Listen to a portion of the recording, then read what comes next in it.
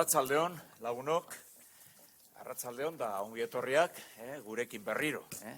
Beste batean, hemen Urrezko Zeledonen hitzaldien ziklo honetan, hitzaldi berri batean, da gaur ponente, lujozko ponente bat, esango nuke neuk, Toti Martínez de Lecea. Ze esan Totiri buruz, bere biografia, bere kurrikuluna hain luzea dan, ezen, denbora aldetik eskaz gelditzen zaigu. Decía que muy buenas tardes, amigos y amigas, gracias por estar aquí de nuevo en una nueva conferencia del ciclo de Celedones de Oro de este 2023. Y también os decía que tenemos una ponente de excepción esta tarde, porque ¿quién no conoce a quien va a hablaros esta tarde?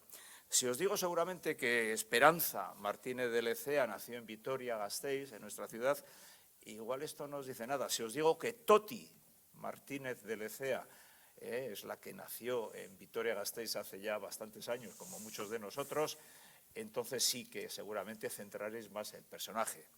Porque así es conocida Toti Martínez de Lecea, una inquieta mujer vitoriana que, finalizados sus estudios de bachillerato, se enamoró de algo fascinante, de un amor fiel y verdadero, que es el amor por las lenguas. No, creía que hablabas de mi marido, que llevo 52 años con él. También. Y que dure, que le he saludado hace un momento y que dure. Pero yo creo que el amor por las lenguas, por la literatura, que ha sido tu dedicación, es realmente un amor que hay que conservar. Toti, después de finalizar sus estudios de bachiller aquí en Vitoria, aquí en nuestra ciudad, agarra y se marcha durante un año al Goierri guipuzcoano a aprender euskera. Impulso que, por cierto, compartimos también en esa zona. Estudió después 4 años, nada más y menos que francés, en Francia. Se va a Inglaterra durante 3 años, ¿no, Toti? Bueno, me es igual, unos años a Francia, otros a Inglaterra. Estudié en el colegio de las monjas francesas aquí. El último curso lo hice en el instituto, pero estuve en el colegio de la Veracruz primero. Luego, como me querían hacer repetir primer curso, pues me fui al colegio de las francesas. O sea, que fuiste a las francesas, no a Francia. No, a las francesas. Luego sí, luego fui a Francia. Bueno. ¿También en Inglaterra o estuviste en un colegio inglés primero? No, Inglaterra y Alemania. En el colegio alemán, tampoco en Donosti, ¿no? ¿Te fuiste a Alemania? No, me fui a Alemania y le conocí al ínclito este que tengo al lado. Al ínclito. Sí. Vuelve de Alemania, o sea, después de muchos años de andar por ahí, vuelve y en 1977, junto con el ínclito, con tu marido... Me vuelvo a Francia. Y después a Larrabechu, que es la localidad en la que resides, y donde en 1977 fundas algo que para la gente de mi generación fue muy sonado, fue fundamental, que fue el grupo de teatro de calle Cucubilchi. Los dos, Alberto y yo, los dos. Alberto y tú. En nuestra casa. En Larrabechu. Fue una agrupación teatral de calle muy conocida en aquella época. En aquella época y ahora lo han dejado hace 4 años, una cosa así. Sí. En 1985 comienzas a colaborar también, Toti, con Euskal Telebista y has llegado a dirigir y a hacer más de 1000 programas. Sí, y el año pasado hicieron el 40 aniversario y ni un café. Ya, bueno, si hay algún responsable, no veo por ahí a nadie, Pili Ruiz de Larrea, apunta esto. Ha trabajado también... Un programa que empezó con 10 minutos y acabó siendo 1h30 diario en euskera. 1h30 diario durante 5 años. Luego quisieron que hiciera una productora, les dije que no iba a hacer una productora, que eso me costaba dinero, que a ver luego si no me daban trabajo, qué hacía yo con lo que me costaba montar la empresa y contratar gente. Y pues que no me podían asegurar, y dije, pues a la porra. Y nada, me echaron tranquilamente. Y ya te digo, el año pasado fue el 40 aniversario y digo, bueno, se acordarán, que vamos. Nada. Qué desmemoria. Mucha. ¿Ves? Urrezko Zeledonen se ha acordado de ti y te hemos invitado. Para dar una charla. Sí. Joder, pero vas a ver lo que te vamos a pagar, va a ser la leche. ¡Wow! Esto va a ser la leche. Has realizado también más de 40 programas para el Departamento de Educación del Gobierno Vasco. En el 92 vuelves a tu actividad literaria, también como traductora e intérprete. Has trabajado. Y bueno, como escritora, a ver, aquí estaría una hora presentando a Toti, porque como escritora su actividad ha sido tan prolífica que es impensable, vamos, os puedo citar pues títulos que a todos vosotros os van a sonar porque Vitoria y Álava está ahí, La calle de la Judería, Las Torres de Sancho, La Arbolera, Los hijos de Orgaiz, La Abadesa. Déjalo, son 27 novelas. Son tantas novelas.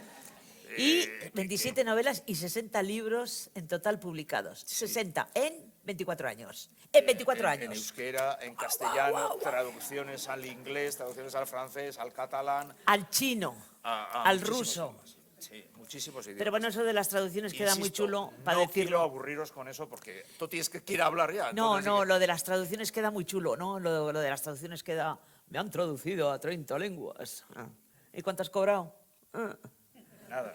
Cobras cuando haces el contrato y olvídate, que no sabes luego si has vendido 1 o si has vendido 100, ya no vuelves a saber nada de aquellos libros. Pero queda muy chulo. Yo tengo mis libros en chino. Oye, bueno, qué fuerte, ¿no? Aparte de tus novelas y de tus libros también como Leyendas de Euskal Herria, Brujas y tal, tienes una faceta también muy interesante, a veces muy poco valorada, pero que me parece fundamental, que es la literatura infantil. Tú tienes una producción tremenda, Toti. Y la serie, por ejemplo, de Nur y el Gnomo, Nur y la Selva, que finaliza con Nur y la nave espacial, etcétera, o la serie de Dragón Azul, etcétera, que son series infantiles. Cuentos para contar a los niños que no saben leer. Muy bien. Entonces, bueno, ¿qué os voy a decir de Toti Martínez de Lecea, que no pueda decir ella y que está deseando? Pero no voy a venir a hablar de esos, ¿eh? Voy a hablar de los... ¿Cómo era el título? Vitoria-Gasteiz y Álava en tus novelas. Venga, Toti, besterik ez. Toti, zurea da hitza. Mami esker. Venga, aurrera.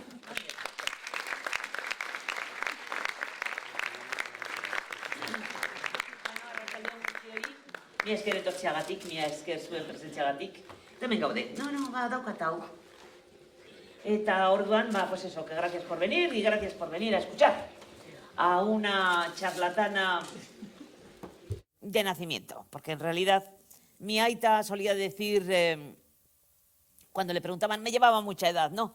Tenía el pelo blanco, veía una cría, y le solían preguntar, ¿esta es tu hija? Pues sí. Y que, pues, ¿qué? Bueno, que se dice, ¿no? Pues qué cría más maja y tal. Y mi aita decía, sí, pero tiene un problema que con la respiración. Pues tiene asma, tiene algo de bronquios. No, que es que de vez en cuando tiene que callar de hablar para coger aire. El caso es que ha seguido siendo así, sigo siendo así. Me encanta hablar. Pero me encanta hablar sobre algo, no me encanta hablar del tiempo, ni de la familia, ni de cómo están los hijos y los nietos. No, me encanta hablar de algo, contar historias, eso es lo que me gusta. Soy contalari de nacimiento. Cuando me llamaron en octubre, que me llama este hombre para decirme a ver si quiero dar una charla, en abril, y digo, de octubre a abril, vete tú a saber si estoy aquí todavía. Y luego a las 3 semanas me vuelve a llamar y me dice, ¿de qué quieres hablar? Y yo qué sé. Entonces, claro, dijo, habla de lo que quieras, como quieras, de lo que quieras. Y bueno, después de, ya os digo, de tanto trabajo, pues tengo algo de qué hablar. Pero como sé que la fundación, bueno, las charlas de la fundación son mayoritariamente, no digo siempre, pero sí, sobre Álava, sobre Vitoria, sobre las costumbres, sobre la tradición, la historia y todo esto. Digo, pues, así en el teléfono se me ocurrió, pues Vitoria-Gasteiz y Álava en mis leyendas, que de eso tengo mucho que contar. Y ahora empieza la charla. Bien, pues empecé a escribir, como os he comentado antes, cuando tenía 49 años, hice una apuesta con un amigo que me dijo que no era capaz y bueno, pues ya sabéis, pues apostamos una comida y gané. Aquel libro, La Abadesa, la guardé en un cajón. Y pensé que era posible escribir. Esa era la primera pregunta. ¿Soy capaz de empezar y acabar? Porque empezar empieza muy bien. Era un día alegre de primavera, sí, y luego cómo sigue, ¿no? Y además no tiene que ir hacia abajo, tiene que ir hacia arriba. Y bueno, visto que lo había conseguido, dije, pues voy a escribir otra. Y esta vez en plan más científico y tal, ¿no? ¿Qué tema? Pues ¿qué tema iba a ser? El que mejor conocía, uno que conociera bien. Para escribir una novela no solamente hay que tener imaginación, es imprescindible tener imaginación, digo para los nuevos escritores, leer. No hay título de escritora en ninguna universidad. No hay título. Como tampoco hay título de pintor. Uno se hace y escribiendo también se hace. Para escribir hay que leer montón, hay que tener imaginación. Si no tienes imaginación, olvídate, dedícate a otra cosa que seguramente lo haces muy bien, pero hay que escribir con imaginación, si no resulta un aburrimiento. Y tener algo que contar. Tener algo que contar. Si no tienes algo que contar, una historia de una señora que se encuentra con un señor, que se quieren, que no se quieren, que se marchan, que se van, que se vienen. ¡Ay, qué aburrimiento! A menos que esa relación no sea tóxica, o esa relación no tenga algo de sacrificio, o esa relación no tenga un intercambio, pues es que no interesa, ¿no? Y además es que a mí me gusta la novela llamada histórica, mal llamada histórica. Y digo mal llamada porque la novela como tal, la narrativa como tal, parte de la literatura, bueno, pues hasta antes de la Guerra Civil, por poner fechas, hasta mediados del siglo XX, la literatura era biografía, poesía, ensayo y narrativa. Y toda la narrativa entraba ahí, todo tipo de novelas. Nadie decía y nadie dijo que Guerra y Paz de Tolstói fuera una novela histórica. Nadie dijo que El jorobado de Notre Dame de Víctor Hugo fuera una novela histórica. Nadie lo dijo. Pero a partir después de la guerra, de los años 50, que es cuando vuelve a renacer, digamos, porque durante esos años pues no hay libros, la verdad. Entonces empiezan a ponerse títulos a la novelística. Y entonces se dice novela romántica, novela de vaqueros, novelas de amor, que esas leíamos también, novelas de aventuras, novelas de policíacas, que ahora les llaman negro porque queda como más chulo, pero eran policíacas, novelas policíacas, novelas históricas. Le ponen a la narrativa, le ponen una etiqueta, un sello, y ahí se nos hemos quedado. ¿Qué pasa con la novela histórica? Pues que cuando yo empecé, intenté contactar con algunos profesionales, digo, profesores, y me colgaban en el teléfono. Hola, buenas, es que necesitaría una documentación. ¿Dónde puedo encontrar? ¿Para qué lo quiere usted? Es que estoy escribiendo una novela. No me haga perder el tiempo. Uy, qué fuerte. Durante un tiempo estuve sin contactar a ningún historiador, hasta que, bueno, encontré a Ernesto García Fernández, que me ha pasado mucho material de esto. A mi hermano, Quique, que es un amante de Álava y además hace genealogías, o sea, familias, ramas y todo esto. Y así fui. Ahora ya, si llamo, a veces hasta me contestan y todo, ¿no? Sí, hasta me contestan, sí. Pero al principio no. Le oí hace poco a un historiador decir que los novelistas de novela histórica manipulan la historia. ¿Por qué íbamos a manipular nada? Habrá, no digo que no haya alguien que quiera manipular, pero en general no manipulamos. Hay que tener en cuenta que la historia se basa ¿en qué se basa? En la arqueología, se basa en las crónicas o en los escritos que haya podido haber. A partir de la Edad Media, en los cronistas. ¿Los cronistas escriben de quién? Pues de sus señores, que son los que les pagan. Las cosas como son. Y pues esas son las fuentes de conocimiento que se puede tener hoy en día. Y también es verdad que, por ejemplo, hoy en día, o sea, desde hace unos 20 años para acá, los escritos, los ensayos históricos son mucho más amenos que lo que eran antes. Y lo sé porque mi padre era un gran aficionado del ensayo histórico en general y del ensayo histórico, mi madre de la novela, y yo cogí las dos cosas. Y leo ensayos históricos como quien lee novelas. De verdad que me los leo. En fin, que no se me ocurría otro tema, otra historia, que una novela histórica para eso, para demostrarme a mí misma que era capaz de escribir algo. ¿Y por qué elegí la primera de ellas? La calle de la Judería. En euskera, Yudu Kale. Pues bueno, porque soy de Vitoria. Porque nací en Vitoria, porque me conozco Vitoria, las calles, los callejones, todo, me lo conozco todo. Porque nadé, porque mi padre fundó el Club Natación Judith Mendi, porque aprendí a nadar en el Club Natación Judith Mendi, porque el Judith Mendi estaba ahí, porque la calle de la Judería estaba ahí, porque la Nueva Adentro estaba ahí. Es que lo tenía ya, bueno, como una cosa tan normal que dije, pues algo conocido, porque ahí viene lo siguiente. Si escribes una novela, a ver, si yo me voy ahora a escribir una novela en Mongolia, sitúo mi historia en Mongolia, vale, de acuerdo, con internet puedo hacer viajes virtuales, ver calles, ver pueblos, pero vamos a ver, hace 24 años pues no existía esto y no me iba a ir a Mongolia para escribir una novela. ¿Por qué me voy a ir a Mongolia si tengo aquí material de sobra para escribir? Material de sobra. Además, pienso que los autores, los escritores, escritoras, deben de reflejar un poco su vida. Es decir, su vida, su entorno más bien, su entorno, en el entorno en el que viven, eso es, en el entorno en el que viven. Digo yo que he vivido en Londres, he vivido en París, he vivido... ¿Puedo escribir una novela en Londres? Pues sí, puedo escribir una novela en Londres, pero pienso que ya habrá escritores londinenses e ingleses que escriban una novela en Londres, ¿no? Digo yo. ¿O no? ¿Sí o no? Digo yo. O sea, me voy a escribir una novela en Nueva York. Si en Nueva York hay autores. Otra cosa es que tu personaje de aquí se vaya a Nueva York o se vaya a Londres. Bueno, pues también puede ser. Pero dentro de lo que es el género, y vuelvo a decir, histórico, pues no. ¿Qué voy a poner? La guerra de las rosas, o la batalla de Agincourt, o la vida de Luis XI de Francia. Qué tontería, ¿no? O sea, aquí también tenemos batallas, tenemos reyes y reinas y todo tipo de gentes. Así que no me hace falta ir a buscar información cuando la tengo aquí. Bien, para mí una novela histórica es una trama que se sitúa en una época en que yo no he vivido.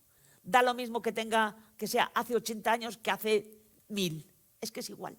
Tengo que informarme, tengo que documentarme, tengo que saber cómo vestía pues mi abuela, qué tipo de zapatos, si fue de viaje de novios, cómo fue, si fueron en coche o en autobús. Y si fueron en autobús, ¿había autobuses? Sí, había autobuses. ¿Y cuánto costaba el billete?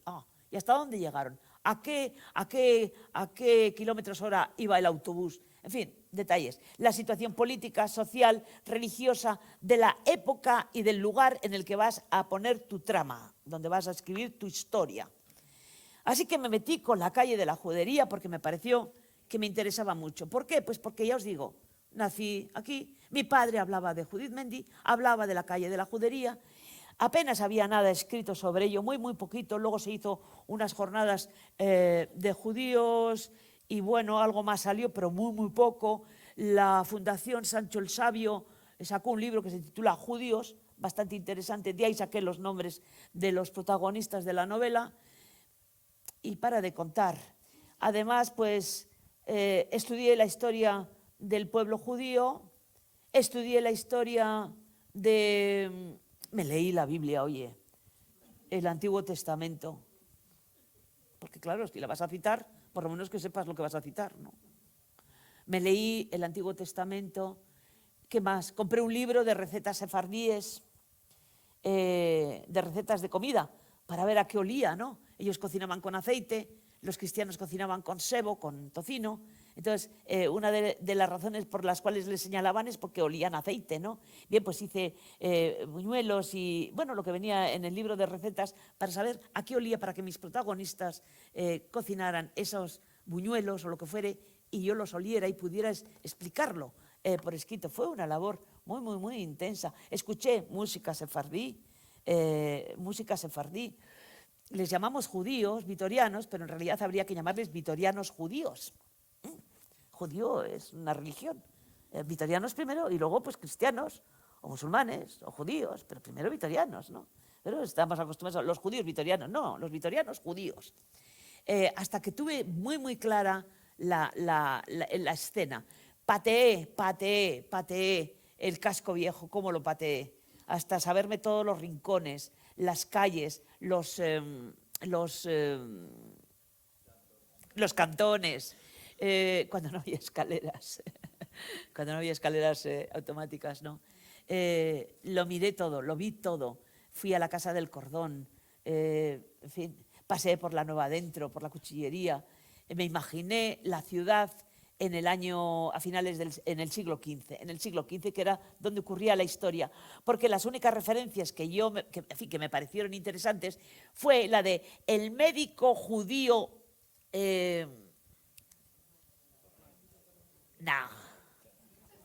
David, el médico judío David, que era padre de los médicos Pedro Sánchez de Bilbao y Josué. Tornay viene por otro lado. Los médicos Josué y Pedro Sánchez de Bilbao. Uno sigue siendo judío, el otro es converso, el otro se ha convertido. Imaginar qué es lo que puede ser en una familia que de repente un hijo decida ir por otro lado y que rompa con la tradición, la religión, las costumbres y todo eso. No se sabe el apellido de David y pues yo lo inventé. Inventé y le puse Saadia, porque Saadia era un apellido común entre los judíos navarros, entre los navarros judíos, y como hubo una espantada a finales del siglo XIV, que hubo unos pogroms en Navarra y salieron pitando porque los mataban. Ahí tengo otra novela, que luego hablaremos, La calle de los hijos de Ogaiz. Pero bueno, ocurrió eso. Pues muchos llegaron a Álava, ¿no? Y dije, pues este mismo apellido, ¿no? Podía haberle puesto cualquier otro, pero le puse ese, para darle una titulación, algo. Tuve que saber si había, esto, ¿cómo se llama? Hospitales en Vitoria. Pues había 3. Pero concretamente el que a mí me interesaba era el que estaba en donde está el Banco de España, o estaba el Banco de España, no sé, ya sabéis dónde, ¿no? La Cuesta, ahí. Tuve que averiguar, por ejemplo, que bueno, que la calle, la Cerrajería, que por cierto escribí, y me llamó, bueno, me escribieron, un señor muy enfadado, que esa calle, no, ¿cómo era? La Correría. La Correría, que siempre se había llamado Correría. Muy enfadado porque yo le había puesto Pellejería. Bueno, pues ya le contesté que Pellejería también, que era donde se hacían los pellejos de vino y de aceite, y hubo tiempo que se llamó la Pellejería. Y hubo otro tiempo que se llamó la Correjería. No, a ver, espera, que lo voy a apuntar porque... La corregelería, porque hacían correajes para los caballos, las sillas de montar. Así que esa calle es la de los cueros. Y que se llame Correría o Pellejería o esto, pero no voy a ponerle un nombre si yo no sé qué ese nombre sea. Lo han puesto, no me lo voy a inventar. Luego aprendí que en la herrería estaban los linajes importantes, los linajes en la herrería donde estaban los palacios. Aprendí que San Pedro era la base de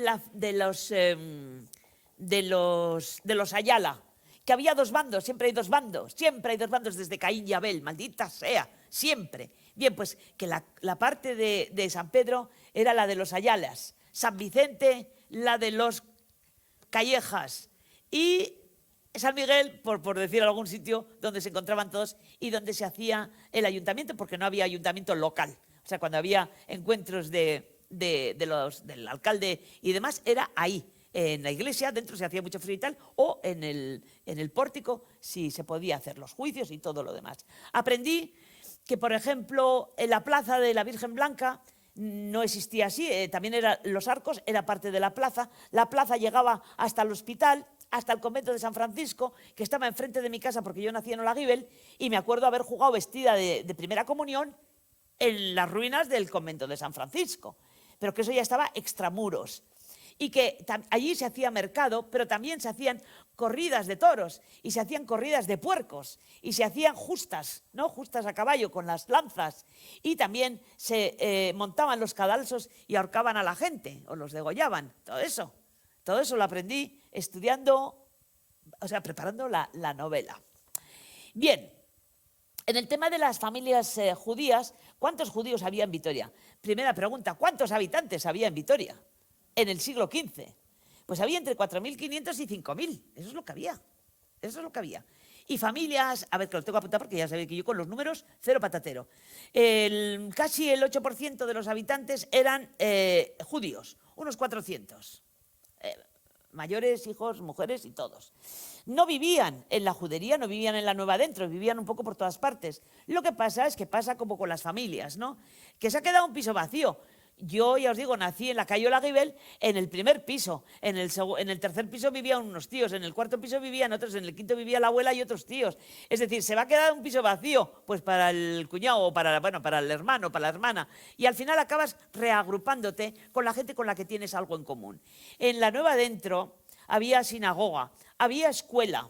Todo eso se permitía. Y poco a poco la gente de religión judía pues se fue a ir sin estar obligados hasta comienzos del siglo XV, que sí que se les obliga a vivir en un centro. Y encima se tapian las puertas, se tapian la entrada por un lado y por el otro, para que entren y salgan con con permiso. Y se hacen unas normas que vienen de la corte, que las cristianas solas no pueden entrar en la judería, que los cristianos no pueden tener criados judíos, que en fin, un montón de tonterías. Excepto con el tema de los médicos, que no queda más remedio que aceptarlos porque no hay más. Es que no hay más.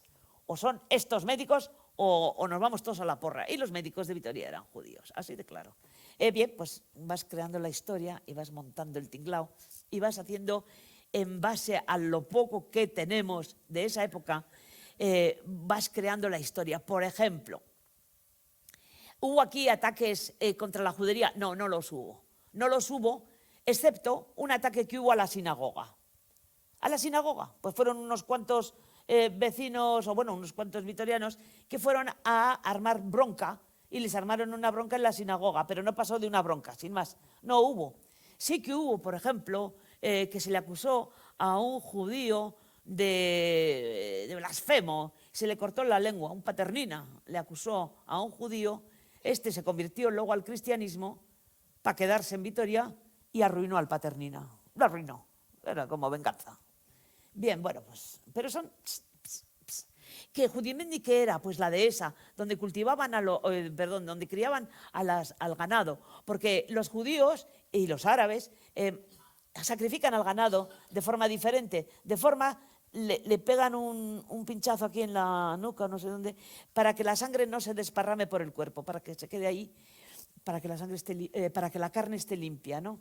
Bien, pues tenían la dehesa en Judimendi y ahí también tenían sus enterramientos. De hecho, cuando se les expulsa, llegan a un acuerdo, bueno, eso ya lo sabéis, llegan a un acuerdo con el ayuntamiento de que se les ceden las tierras, pero que ahí no van a construir. El ayuntamiento de Vitoria cumple hasta los años 50 con esa promesa que hizo de no construir en Judimendi hasta que, bueno, la ciudad se fue expandiendo o hizo falta el terreno y los descendientes, o vete tú a saber, algunos judíos de Bayona vinieron y, bueno, pues cedieron el tema de las tierras, exceptuando, se sacó lo que se pudo encontrar, se puso el monolito y a eso es lo que queda. Pero verdaderamente queda solo eso, porque es que resulta que de estos 400 judíos que había, no llegaron a marcharse 200. ¿Dónde estaban los otros 200? Los otros 200 se quedaron. Los otros 200 se quedaron. Se convirtieron y se quedaron.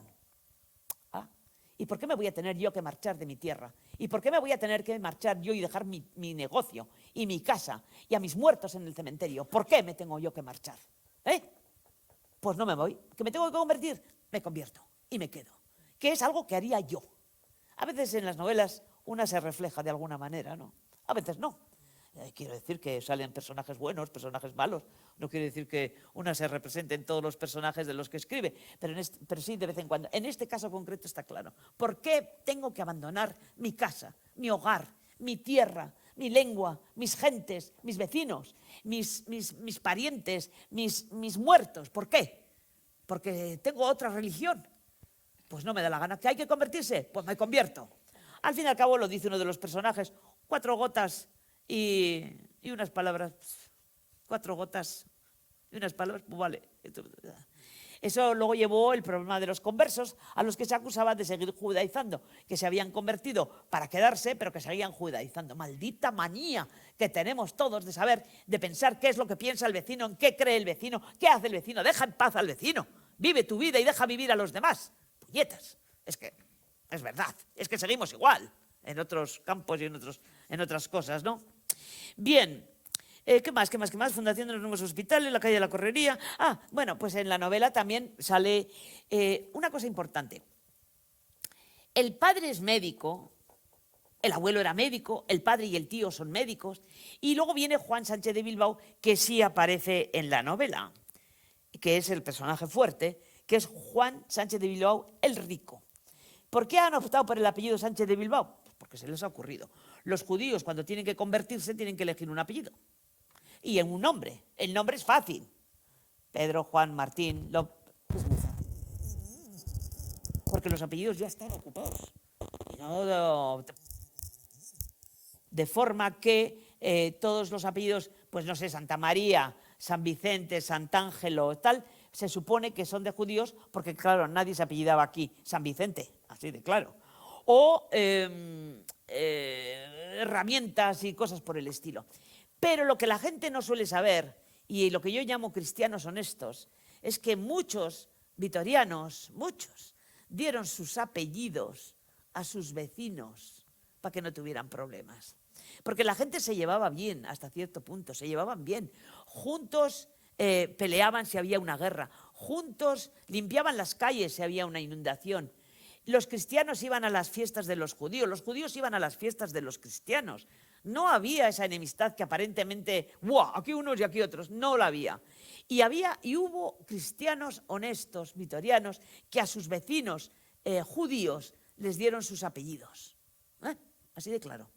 Y bueno, es bastante difícil seguir una pista porque las líneas, mi hermano que sabe un montón de esto, mi hermano el mayor, Quique, sabe perfectamente que es dificilísimo seguirle la pista a una familia porque varía, cambia, te apoyas. Y luego además en la época y hasta el siglo XVII tú puedes elegir cualquier apellido de tu familia.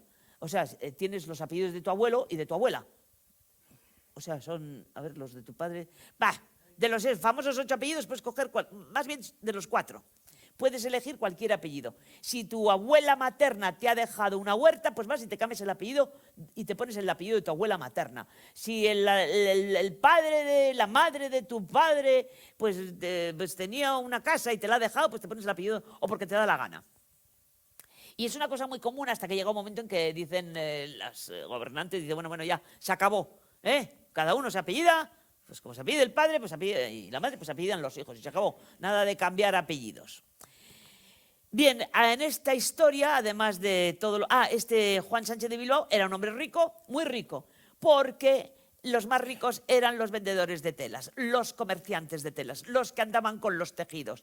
Ten en cuenta que todas estas historias se pasan cerca de, bueno, el otro a la sombra del templo más, pero bueno, del tema de los comuneros en Castilla, que una de las protestas es que los reyes católicos permitieron la salida de la mejor lana hacia Flandes, la mejor lana de Castilla iba a Flandes y volvía luego en forma de sedas y además sedas, buenas telas. Y el traje era muy importante, la vestimenta era importantísimo. Los más ricos, aparte de los que tuvieran tierras y ganado, los más ricos en las ciudades, entre los comerciantes, eran los vendedores de tejidos. Y este es un vendedor de tejidos que, por lo que se ve, no ha querido ser médico. Y tiene un encuentro fatal con un Esquivel. Eso también está documentado. Pero hoy os cuento una cosa. Resulta que yo me saco la novela y pongo, y el Escoriaza va y le mata a Juan Sánchez de Bilbao en la Plaza de la Leña por la espalda, traidor. Pero bueno, lo cogen y a los 2 días lo ahorcan. Y luego Ernesto García Fernández me manda un libro y dice, Las élites vitorianas. Yo me leo el libro, bla, bla, bla, bla. Me leo los pies de página, que también me los leo, y pone Juan Sánchez de Bilbao, que fue asesinado por la espalda por Martín Escoriaza, quien a su vez fue degollado con la misma espada con la que había matado. Y yo lo había ahorcado. Digo, maldita sea, que yo le he ahorcado a este tío. Y aquí me viene este diciendo que lo degollaron. Claro, los hidalgos, o sea, pues normalmente no se les ahorcaba, se les degollaba. Bien, a los que tengáis las últimas, esta es una última edición corregida, no del contenido, sino del texto. Comas que sobran, comas que faltan, repetición de palabra y, por ejemplo, eso, la que no le ahorcaron, que lo degollaron con la misma espada con la que había matado. ¡Guau! Es muchísimo más novelesco, ¿no? Y bueno, también hay aproveché que había una reseña sobre Juan Buendía, que era el marido de, a ver que lo pongo, de Teresa, que era la hermana de Juan, que es maltrato familiar. Este hombre pues mató a su mujer y a este también, se largó diciendo, se pagaba por ir al servicio militar, estaba en España en guerra, Castilla estaba en guerra con los moros y demás. Ya estamos hablando de la época estamos en el siglo XV, ya no estamos en la época de los reyes católicos, pues sigue habiendo que si la batalla de Lepanto, que si la batalla de tal, y entonces si pagabas unos dineros, pues no ibas a la mili, ¿no? Esto ha durado hasta hace poco. Bien, pero bueno, al final lo pillan y a ese lo ahorcan, porque ese no es noble. Bien, pues esta fue la calle de la judería que tanto placer me ha dado. Muchísimos placeres, muchísimo placer. Con esta novela organizamos hace unos cuantos años, y no me digáis cuántos, una exposición en la Casa del Cordón, y fue una exposición teatralizada que duró unos 2 meses y tuvo más de 30.000 visitas, en la que había actores que interpretaban a los personajes de la novela, ¿no? Y lo hicimos de forma como la Casa del Cordón pues tenía la posibilidad de hacer la cocina en lo que es el bajo, la torre, que es la parte señorial, luego la parte de la tienda, que era la que daba a las 2 puertas, a la que tiene el cordón de San Francisco. El cordón de San Francisco, por eso se llama la Casa del Cordón, fue una moda, pongamos por caso, para demostrar la piedad de los dueños. Y como sobre este Juan Sánchez de Bilbao, como su padre había sido un médico converso, había sido un judío converso, pues estaba ya sabéis, ¿no? Ese es hijo de judío de converso. Bien, pues una forma para acabar con el señalamiento de dedo, pues fue pagar por el cordón. Eso se paga al convento de los frailes franciscanos. En principio creo que tenía 2 cordones, pues queda uno. Pero esos era la parte de la tienda, porque se abría y ahí se comerciaba, se vendía. Así que eso lo pusimos en la exposición. Quedó muy chuli, muy chuli. Luego, unos meses después, ya se hicieron las oficinas de la Cucha y se acabó. Ya no hubo más Casa podéis ir a verla cuando queráis, si necesitáis un viaje del inserso o un seguro para mayores, o una ayuda familiar o algo por el estilo. ¿Cómo es? Una hipoteca o yo sé, un préstamo o algo. Pero aquello se acabó, lo de pasearte por la calle, por la Casa del Cordón, como si fuera tu casa arriba y abajo, ¿no? Bien, pues esta fue la novela, la primera que escribí. Seguimos con Vitoria. Ay, me voy a levantar, luego me sentaré otra vez. A la sombra del templo. La sombra del templo está descatalogada porque salió... Estaban todos, porque esta también salió con otra editorial. Una vez que sale con una editorial, pues cuando ya no trabajas con esa editorial, pues la editorial ya no puede seguir sacando esos libros, con lo cual se descatalogan. Pero bueno, Erein me está sacando una colección que es Biblioteca Toti Martínez Lecea y vamos sacándolos. Ahora va a salir Los hijos de Ogaiz y esta la de la Universal. Bueno, pues esta también saldrá, por el momento no está.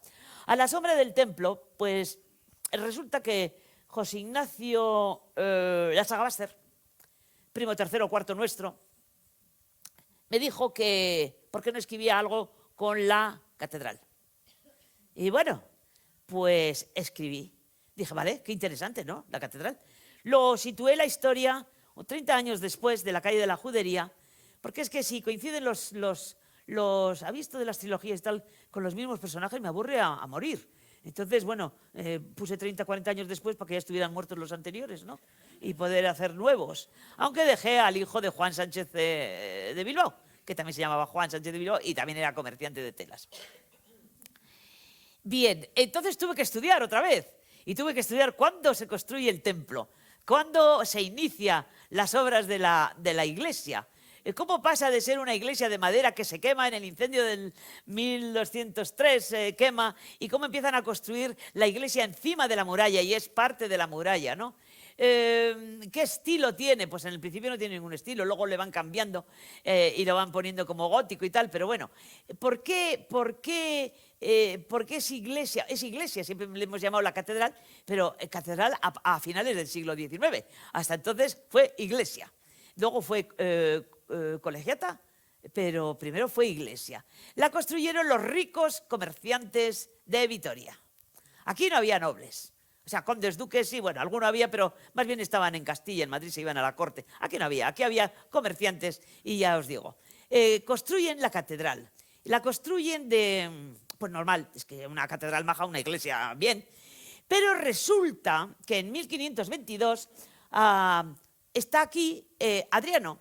Ya sabéis, toda la vida pasando por la calle de Adriano Sexto y sin saber quién era Adriano, ¿no? Pues eso me pasó a mí. Y me puse a estudiar a Adriano. Dije, vaya. Vuelve a imaginarte Vitoria en 1522, en el que están aquí el condestable Velasco, ¿cómo se llamaba el otro? Bueno, luego me acordaré. Bien, y el cardenal de Utrecht, que es el regente de Castilla en nombre de Carlos I, que antes ha sido su maestro, y que resulta que ¿qué hacen aquí? Bueno, pues están dirigiendo la guerra contra los franceses. ¿Contra los franceses? No. Están dirigiendo la guerra contra los navarros, que pretenden recuperar su reino de Navarra, que 10 años antes se lo han quitado. Aquí hay que contar las historias como son. Los franceses ayudan a los navarros porque en realidad se quieren quedar ellos con Navarra. Pero bueno. Dice, no, es que estaban contra los franceses. No, estaban contra los navarros después de la conquista de Navarra. Para eso tengo otra novela, pero bueno. Ahora imaginaros el casco viejo, tal y como está. O sea, tal y como está, no, tal y como estaba, con toda la muralla, cerrado, ¿no?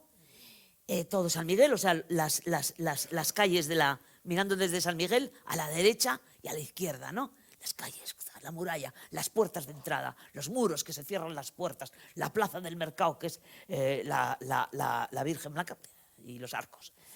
Imaginaros, como os hemos dicho, 4.500, 5.000 habitantes. Y de repente, ¿dónde está esta gente aposentada? Bueno, pues este Adriano está en la Casa del Cordón, precisamente, que es una de las casas más modernas, por decirlo así, baños, agua, en fin, lo que haya, más modernas de la ciudad. Los otros también están en la herrería. Y de repente llega la noticia de que le han nombrado papa a este señor. Lo primero que el Adriano piensa es, esto lo han hecho los franceses para que yo diga, soy papa. Y luego cuando venga que no soy papa, se van a burlar de mí. Y el hombre no dice nada. Pero hasta que llega un mensajero directamente de Roma que en efecto ha sido elegido papa. Ha sido elegido papa porque es el tutor y el regente de Carlos I el que ha dicho, o le elegís a este papa, o os vuelvo a quemar la ciudad, que ya lo había hecho antes. Bien, pero el caso es que imaginaros en esa pequeña población de 5.000 habitantes que de repente diga, tenemos un papa. ¿Cómo que tenemos un papa? ¿Cómo que tenemos un papa? Ahora mismo, si estuviera aquí un tío que le hacen papa, nos quedaríamos todos, ¿qué un papa? Pues imaginaros entonces, aparte que esos tres señores ya llevaban a sus soldados, ¿cómo se llaman estos? Los criados, la servidumbre, las mujeres, los hijos, las niñeras, en fin, estos no se movían solos. El peluquero, el cocinero, el músico, el parafranero, en fin, se movían. ¿Dónde los metieron primero? A los tres. ¿Dónde los metieron? A toda esa gente que iba con ellos. Pero es que en cuanto se sabe que Adriano VI ha sido nombrado papa, ¿dónde meten a todos los abades y abadesas, príncipes, embajadores, duques, condes, marqueses y todo pichichi que viene? Oye, que tener un papa a mano no es cosa de cualquier cosa, que si no había que ir a Roma, pero tenerlo en casa, hoy, y se llena Vitoria. ¿Dónde se mete esa gente? Pues se les dejan los palacios, se les dejan las mejores casas y las familias que están en esas mejores casas pues se van a vivir todos juntos en otras casas que también tienen y a lo, pues no sé, lo que dure, ¿no? ¿Qué organizan? Organizan fiestas, organizan una de justas en la Plaza de la Virgen Blanca, organizan música, organizan cenas. Bueno, todo eso te lo tienes que imaginar, ¿no? Y bueno, pues a la sombra del templo, pues dije, pues muy bien, vamos a trabajarlo esto. Y entonces aquí trabajo otra zona. Así como en este he trabajado la cuchillería principalmente y la nueva dentro, en esta otra trabajo la parte de atrás. O sea, es decir, la burullería, la plaza, el portalón, el portal de Arriaga, San Francisco, aquí en este San Francisco, en aquel Santo Domingo, que era el otro convento, uno en cada lado. Y bueno, otro estilo, otra cosa. Estos no pasan por aquí, estos están todos allí. Y bueno, empiezo a construir, bueno, invento, eso es que me lo invento, la historia de un chaval llegado de Gaceo. Y así tengo posibilidades de comentar las pinturas de la iglesia de Gaceo. Porque si no, a ver, ¿cómo las voy a comentar, no? Pues bueno, tengo la disculpa de que el chaval es pintor y que quiere ser pintor y entonces, bueno, porque viene de Gaceo o de por ahí y, bueno, ha visto las pinturas y tal. Pero el caso es que entra dentro de una intriga que quieren matar a Velasco y a Enríquez, eso es, el almirante Enríquez, los quieren matar por el tema de los comuneros, porque ahí hay gente que está interesada.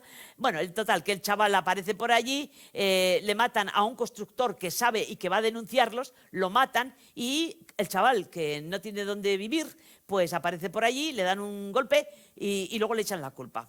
¿Qué hace el chaval cuando se despierta? Salir corriendo hacia Santa María y pedir asilo, acogerse a Sagrado.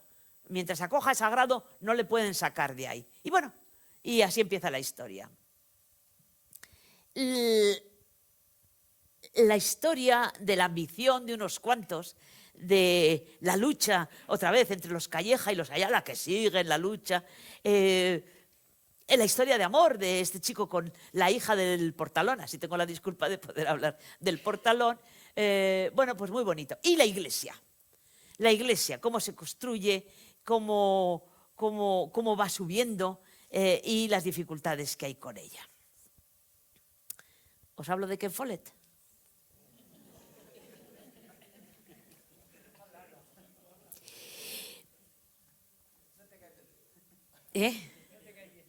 No me quedo con las ganas.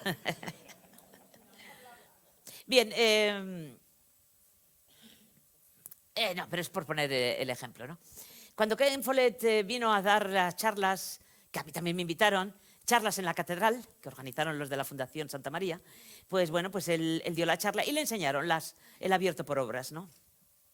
Le enseñaron el abierto por obras y pensó, wow, porque había tenido mucho éxito con los pilares de la tierra y le pedían la continuación y dice, ¿qué voy a contar? Ya lo he contado todo en la primera, pero claro, al ver las dificultades, o sea, las estructuras deficientes de nuestra iglesia, el problema de la capa freática, de las piedras, ¿cómo se llaman estos? Me sale espumoso, pero no es. Alberto, ¿cómo es?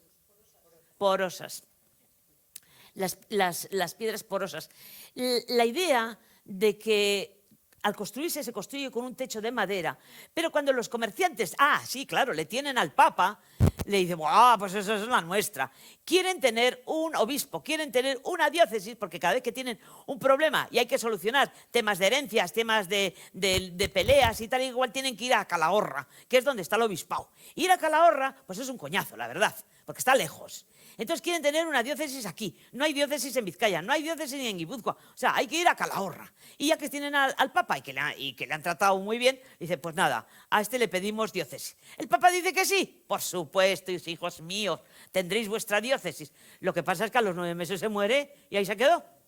Y no hubo diócesis hasta el siglo XIX.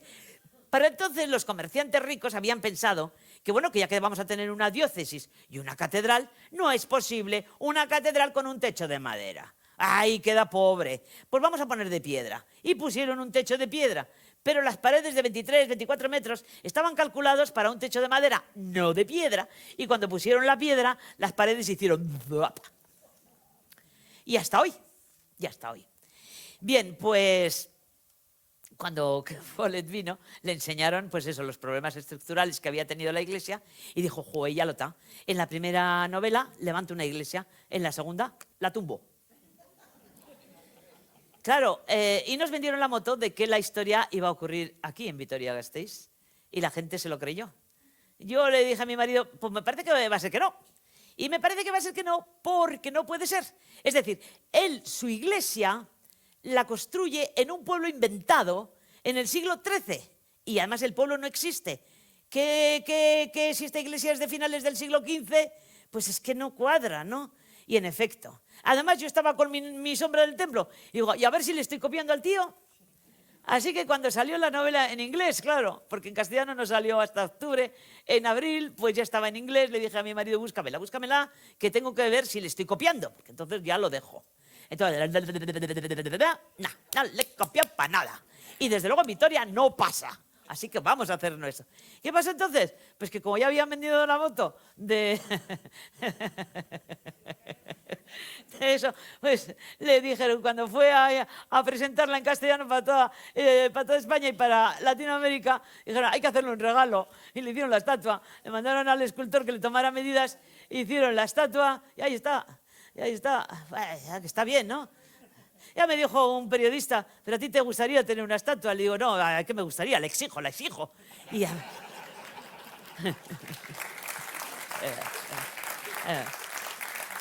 Le digo, la quiero en la Virgen Blanca.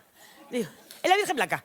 Que quiten ese monumento tan feo a la batalla de Vitoria, que nunca tuvo lugar en Vitoria porque fue en Gamarra y en Mendoza. O sea, que fuera esa cosa, que la lleven a Gamarra. Y que me pongan a mí. Le digo, espera. Le digo, me quiero ecuestre. ¿Y de qué? Ecuestre, a caballo. Y además quiero que el caballo tenga las patas levantadas. Las delanteras, que las tenga levantadas para que todos sepan que morí batallando. Y también me quiero desnuda, como Lady Godiva. hay un paraguas para que no me caguen las palomas. ¿De qué vamos? Digo, ¿qué pasa? ¿No puedo opinar? Y bueno, pues hubo gente que no le gustó mi comentario. Pues lo siento, pero las cosas como son. Bien, seguimos con A la sombra del templo. Aquí también hubo un momento que hay menores, no puedo decirlo. La cagué. Resulta que viene la Sagabaster, vengo a ver las obras y me va enseñando. Habían vaciado toda la parte de fuera y me iba diciendo, aquí había un silo, aquí había una casa y aquí creo que había, aquí podía que había... Y yo, ¿y la plaza? Y dice, porque claro, esto se ve que aquí había una bodega, porque aquí no sé qué, está unido a esto que era una casa y tal. Y yo, ¿y la plaza? Y la de los chopos. Y me dice, no había plaza. Yo, que no había plaza, porque yo la he puesto en la novela, que yo he puesto en la novela que había una plaza. Y pues no había plaza, porque en la época se construía la iglesia y las casas alrededor de la iglesia. Y no había plaza, porque el lugar de reunión de las gentes era la iglesia, el pórtico. Eso es lo que era. Entonces no había plaza. Joder, qué faena. Claro, yo había ido a esa plaza. He jugado en la plaza de los Chopos. He ido a la iglesia. Sobre todo he ido a aquello que era una plazoleta con una fuente en medio. Y monté una escena la mar de bonita en esa plaza. Bueno, pues bueno, ahora si veis la última versión, ya tuve tiempo de corregirla, pues ya no hay plaza, no es esa plaza, es otra plaza. Pero esa no es esa otra plaza. Que hay que saber corregirse cuando metes la pata, las cosas como son. Y luego me enseñó también todos los agujeros que había en la iglesia, dentro de la iglesia, ¿no? De las tumbas. Claro, tanto los agujeros. Y digo, ¿qué habéis hecho con los restos? Si es que había. Dice, pues bueno, los restos que tenían algún tipo de defecto, alguna deformación, de alguna enfermedad también, o de alguna caída y tal, los hemos recogido para examinar. Y el resto, pues los hemos quemado. Y digo, ¿habéis quemado? Sí. Ah. O sea, que las familias que pagaron por estar en primera fila para el día del juicio final, o sea, el día del juicio final, cuando se abrieran las tumbas, iban a salir, se iban a encontrar con el altar delante. Esas familias que han estado durante años, siglos, pagando para estar en primera fila, resulta que llegáis vosotros, abrís las tumbas, cogéis 4 huesos, quemáis el resto. ¡Qué vergüenza! ¡Qué poca vergüenza! Porque no sé si sabréis que aunque antiguamente, y estamos hablando de la prehistoria, se quemaban los cadáveres, en la Edad Media el tema, por ejemplo, de la quema de herejes, de judíos, de brujas, no, de judíos no queman a los conversos, de blasfemos, de brujas, se les quema vivos, primero para hacerles sufrir un montón. Y después, para que sus cenizas, una vez acabada la quema, se aventan las cenizas y esas cenizas nunca van a estar enterradas, con lo cual el día del juicio final no renacerán. Así que todos los nobles de Vitoria, todas esas familias pudientes que pagaron sus dineros para tener su tumba en primera fila, ¡ay, lo siento! Se siente, no van a poder, los han quemado. Bueno, el caso es que pues me lo pasé muy bien con esta novela, la verdad. ¿Qué queréis que os diga?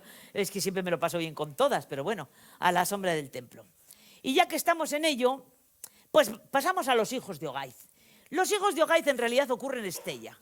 Es una historia en Estella, en la época de la quema de la judería de Estella. Otra vez con judíos. Bueno, pues a ver, os digo, a ver, si esta salió, que es que lo he apuntado porque si no, no me acuerdo. Esta, La caída de la judería en 1998, y A la sombra del templo en el 2005, y Los hijos de Ogaiz en el 2001.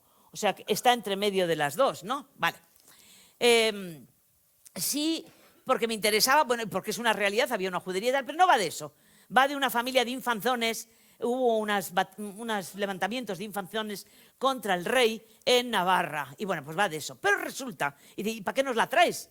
Pues porque la mitad de la novela ocurre en Aspárrena. ¿Qué le vamos a hacer? Ocurre en la Barranca, en Aspárrena, en Eguino, en Ilarduya, en la Lece.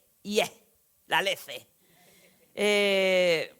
Con eso tuve la ayuda de mi hermano Quique, que me pasó todos los nombres, y encontré cosas muy curiosas y muy interesantes sobre el tema de los linajes, ¿no? Los linajes de malhechores, como se llamaban. Esa era la frontera de los malhechores, la frontera de malhechores. porque era la frontera que iba entre Navarra, Álava y... O sea, Navarra, Álava y Guipúzcoa. Es lo del medio. La frontera de malhechores, que estaban todo el día robándose unos a otros. Pero más los alaveses a los navarros que los navarros a los alaveses. Los alaveses a los navarros, que llegaban hasta Huarte, Araquín, para robar las vacas. Y luego, claro, el merino de Estella los pillaba y los colgaba. O el merino de las montañas. Y le mandé el libro a un primo que tenemos en Madrid y me contestó y dice, ¡qué desilusión! Uno pensando que desciende, aunque sea de forma ilegítima, de algún rey, y resulta que nosotros descendemos de unos ladrones de vacas. Y ya le dije, pero qué divertido, ¿no? Mucho más divertido descender de unos ladrones de vacas que de un rey, que vete tú a saber. Bueno, entonces aprendí un montón de los Lecea, de la barranca de ellos. ¿Cómo es el...? Asparrena. Por ejemplo, la Lece es la Lecea, ya sabéis. De ahí viene nuestro apellido. Y aquí querría, antes lo estábamos comentando con un amigo, nuestros apellidos alaveses, mi padre, yo he pensado que tendría que haber puesto el primer libro Toti Lecea, que es corto y es simple y es normal, ¿no? Toti Lecea. Pero dije, para un libro que voy a sacar, pues bueno, vamos a ponerle Martínez de Lecea. Porque mi padre estaba muy orgulloso de los apellidos compuestos alaveses, que en realidad eran, todos los apellidos de todas partes eran compuestos. Martínez, hijo de Martín de Lecea, de la Lece. Gómez de Segura, Gómez, hijo de Gómez, el de Segura. Y así todos los apellidos, todos. Lo que pasa es que era muy complicado, acaban cortándolos, dejando solamente los Martínez, cortando el troncal. En Guipúzcoa, Vizcaya y Navarra, hacia el siglo XVIII creo que es, empiezan a cortarlos, pero cogiendo el troncal, la segunda parte, y cortando la primera. En Álava pues se mantienen, dice aquí nos mantenemos todos. Entonces, bastante fastidioso, la verdad, cuando me presentan y me dicen, y aquí tenemos con nosotros a Toti Martínez, de Lecea. Sí, claro. Pues gracias, Toti Martínez, de Lecea. Dice, ¿te gusta el segundo apellido? Digo, me gusta el primero. Es uno. ¿Sí? Digo, pues sí. Y si a ti te falta el Martínez, o sea, si tú tienes un apellido y te falta, no tienes Martínez, López, González, Fernández y demás por delante, te falta eso. Y si te llamas Fernández, González, Fernández, te falta el otro. ¿Vale? Nosotros a la vez los tenemos todos. Lo tenemos enterito. Bien, pues por ejemplo, hice una trampa porque tenía una correctora, un corrector, no sé lo que era. Y dice, voy a hacer una trampa. Uno de los personajes que sale, que es el jefe del linaje de los Lecea, Eneguino, se llama, Diego Sánchez de Lecea. Pero su hijo se llama Corbarán Díaz de Lecea. Y lo puse. Diego Sánchez de Lecea, Corbarán Díaz de Lecea. Y por supuesto me vino la corrección. Oye, perdona, te has debido equivocar. El hijo no se puede apellidar como el padre. Y digo, ¿cómo que no? No. Y digo, Diego Sánchez de Lecea, Diego hijo de Sancho, el de Lecea. Corbarán Díaz de Lecea, Corbarán hijo de Diego, el de Lecea. Así se queda. Y así se quedó. Luego, pues la gente se le complica un poco a la hora de leer. Oye, ¿esto qué?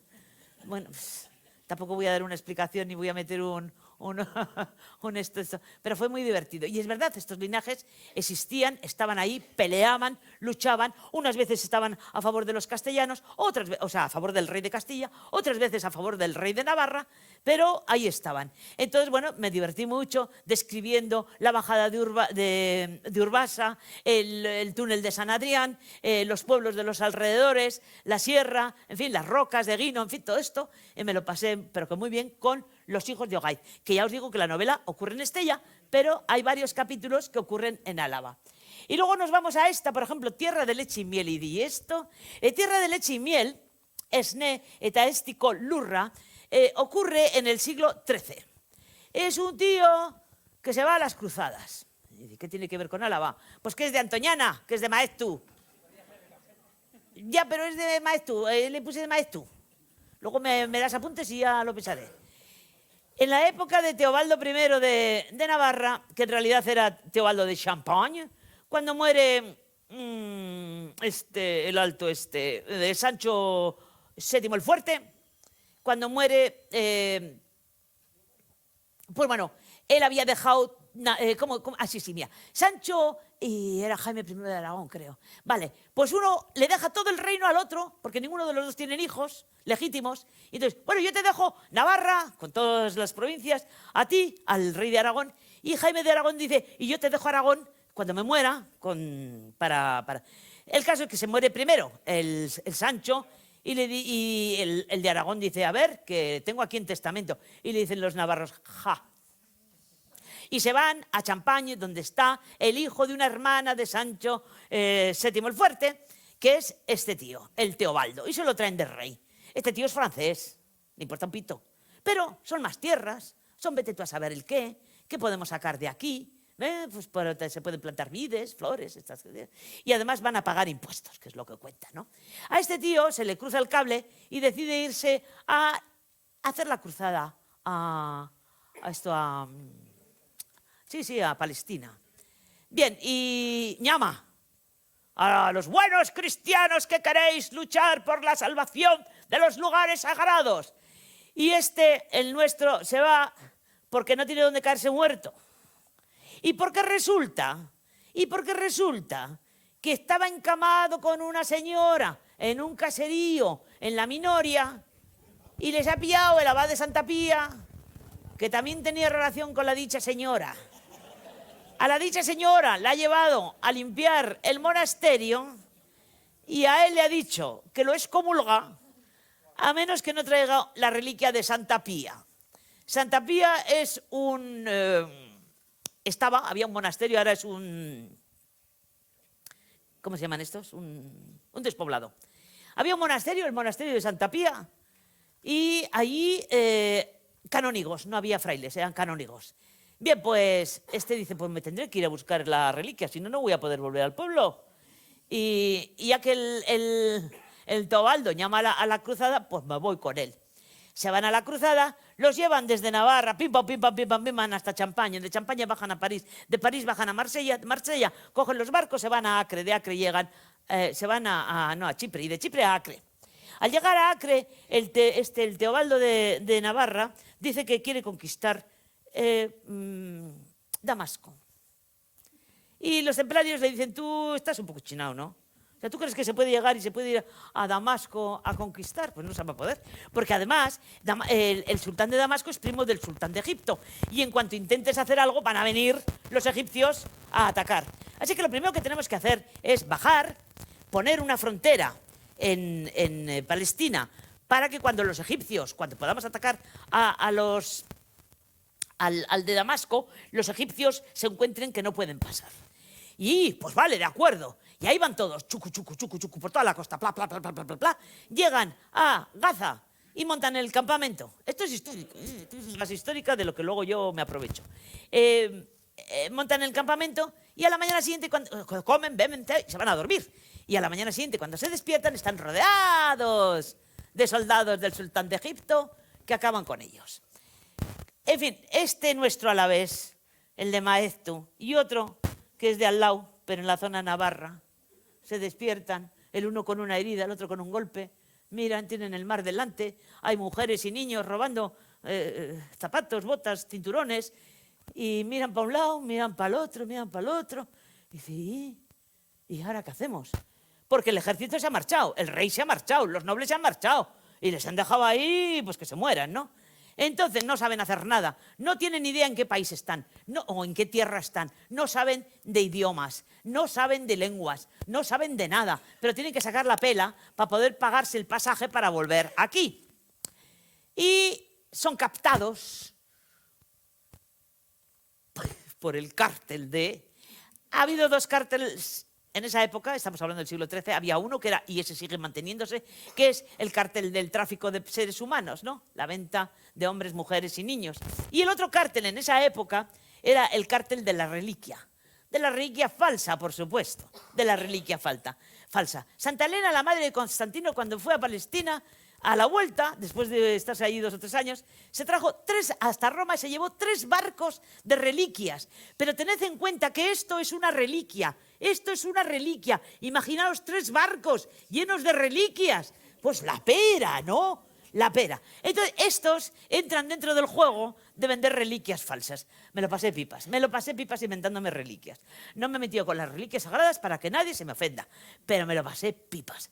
En Gijón, no, en Oviedo, hay un arca de las reliquias muy famosa, que incluso los peregrinos a Santiago se movían para ir a ver las reliquias. Yo cada vez que voy a Oviedo voy a ver las reliquias, que me encanta. Y la he visto sin pared, o sea, así.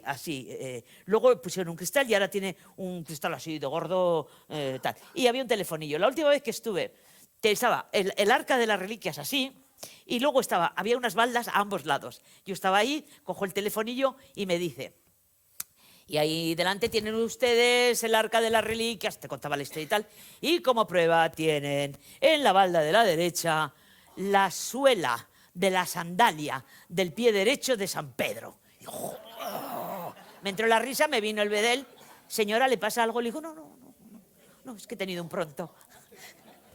He tenido un pronto. Digo, qué fuerte.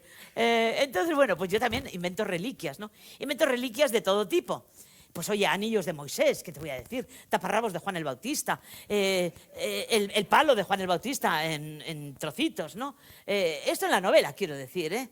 Y sobre todo quiere buscar la reliquia de Santa Pía, cosa imposible de encontrar, porque Santa Pía, si busquéis en el Santoral, no la vais a encontrar. Y bueno, sí, hubo una beata del siglo XIX, Santa Pía, pero esa no nos cuenta, estamos en el siglo XIII. Bien, pues hay una Santa Pía que en algunos sitios aparece y en otros no, como una de los mártires de Cartago del siglo V. Pero hombre, pues de Cartago en el siglo V a Palestina en el siglo cero, pues hay una diferencia, ¿no? Y bueno, y dice, ¿y qué tiene que ver con nosotros? Pues que va y vuelve otra vez, y vuelve con la reliquia, pero no de Santa Pía, claro. Os lo leéis si queréis saber de qué reliquia se trata, ¿eh?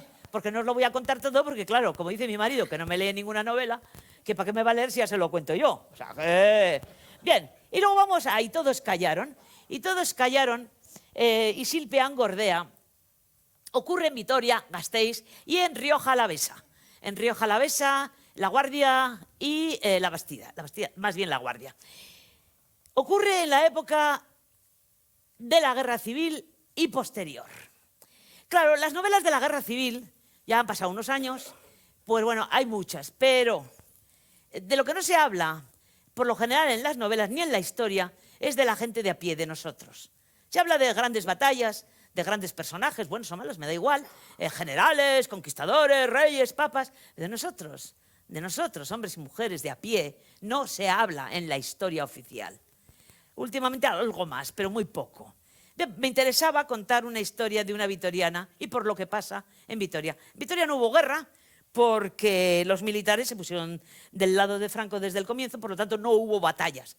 No hubo combates, pero sí hubo represión, por supuesto. Esta le pasa eso. ¿Qué represión? Pues, por ejemplo, una represión que sufrió todo el mundo. Esta está casada con un maestro por lo civil y tienen un hijo. Está casada por lo civil. Va, pecado mortal, pecado mortal, pecado mortal. Pero resulta que encima el maestro pues se ha ido con los republicanos, con lo cual ya te contaré. Y esta se encuentra que no puede estar casada porque o se casa por la iglesia, tal bien. Y tiene un crío. Es la época del robo de niños, que fue muy común, y esta esconde a su hijo. Bien, es la historia. La novela empieza en fecha actual. Es una señora mayor que se muere y deja un montón de pasta, oye, hasta chalet en la avenida de Fray Francisco. O sea, luego pasé y yo digo, jo, están todos cogidos. Bueno. Digamos que a principios del siglo XXI, pues no estaban todos cogidos. Me da igual. Bien, pues deja el chalet, deja cosas de valor, cuadros, piezas de plata y todo esto. Y su hija, la única que tiene, va al notario, pues le llama, y va al notario. Y el notario le dice que muy bien, pero que no puede heredar. ¿Cómo que no puede? Pero oiga, ¿cómo que no puede heredar si soy la hija? Y dice, ya, pero es que falta el otro heredero. Dice, ¿qué otro heredero? Dice, su hermano. ¿Qué hermano? Si soy hija única. Que oiga, señor, que tengo 70 años, que soy hija única. Le dice, no. Y le saca un acta de nacimiento de un chaval nacido en junio del 36. Con el apellido de su madre, pero distinto apellido de padre. Y lo siento, la madre sabía que el hijo estaba porque lo ha mencionado en el testamento. Así que hay que buscarle al otro para que ustedes dos puedan, a su hermano, para que ustedes puedan heredar. Esta dice, pero bueno, pues como es la condición, contrata a un chaval, porque mira, las novelas estas de policía bueno, policía estupenda, chica de tacones que encuentra cadáveres, un policía grueso con problemas alcohólicos, pues como que no me va. Así que yo he cogido a un chaval que hace testimonios para divorcios, ya sabes, fotografías, fotografías del uno saliendo con otra de un portal para luego poder presentar a la hora del divorcio como prueba. Bien, es un investigador de Chichanabo y a este lo contrata y dice, oye, averíguame dónde es. Bien, estamos en el siglo XXI, está Internet, está, en fin, Hacienda. Incluso el chaval mira en las guías de teléfonos de estas, de las que había antes, las amarillas. Y, joder, que no hay manera de encontrar a este tío. Y entonces empieza a preguntarse qué le pasó a Amelia Zabaleta para que no le dijera a su hija en 70 años que tenía un hermano. ¿Qué fue lo que le pasó? Esa es la novela, ¿no? ¿Qué fue lo que le pasó? Bien, con esa disculpa, esta vez no ando en el Casco Viejo. Esta vez ando en la calle Postas, en la calle Fueros, en la Virgen Blanca, en la Florida, en el Prado. O sea, ando en otras zonas diferentes y lo mismo, me lo sigo pasando muy bien y no os cuento el final. Pero bueno, también me viene esto de ir a La Rioja, de ir a la Bastida. Con lo cual, pues bueno, la Universal, ocurre en Madrid, toda la novela ocurre en Madrid. ¿Tengo que acabar ya? Espera, la Universal ocurre en Madrid. ¿Y de qué tiene que ver con nosotros? Pues que el protagonista principal se llama Antón Ozaeta y es de Vitoria. Y sale Vitoria porque de aquí se marcha, porque ha reñido con sus hermanos y se va a Madrid a buscarse la vida y se la malencuentra o bien encuentra y al final acaba montando un grupo de teatreros para ir por los pueblos. Pero Vitoria sale una vez y otra y sobre todo sale en el recuerdo de él, ¿no? El otro, El mensajero del rey, es una juvenil que es un chaval también navarro que encuentra un pergamino secreto que la hermana ilegítima, o sea, hermanastra de no sé qué rey, lo quiere. Y entonces este huye y se viene a Vitoria. Viene a Vitoria en el año 1196, 99. 1200, en el momento de la conquista de la ciudad por parte de las tropas castellanas de Alfonso VIII. Bien, pues cuento lo que es, lo que es la ciudad, que entonces era todavía muchísimo más pequeña, porque solamente era la parte de arriba, lo que va de San Vicente a la Santa María, y eso era lo que había, porque era una fortaleza constituida por el rey de Navarra, Alfonso el Sabio, Sancho el Sabio, para defender lo que se llamaba la frontera de Navarra y que luego ya se va ampliando. Y la última, Leyendas de Euskal Herria, y con esto acabo.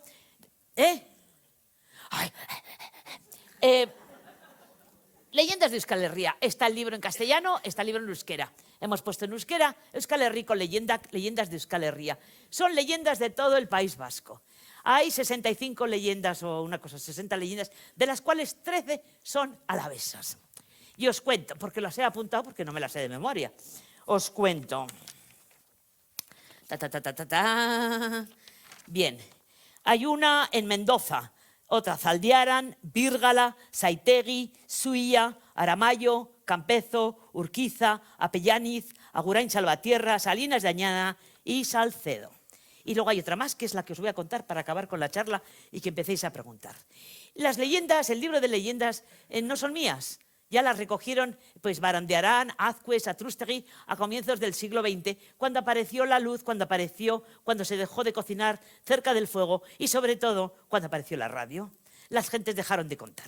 A mí a veces me viene alguien que me dice, joven, una persona joven que me dice, mi abuela me contaba, ¿y tu abuela te contaba una puñeta? Porque yo conocía a mi abuela y a mi bisabuela y no me contaban leyendas. Me contaban chascarrillos, pero no me contaban leyendas. Las leyendas se contaban al lado del fuego, en las noches de invierno, cuando las gentes se reunían y eran moralistas, o sea, lo que hay que hacer de bien, lo que hay que hacer de mal. Una mitología es en realidad una religión desaparecida.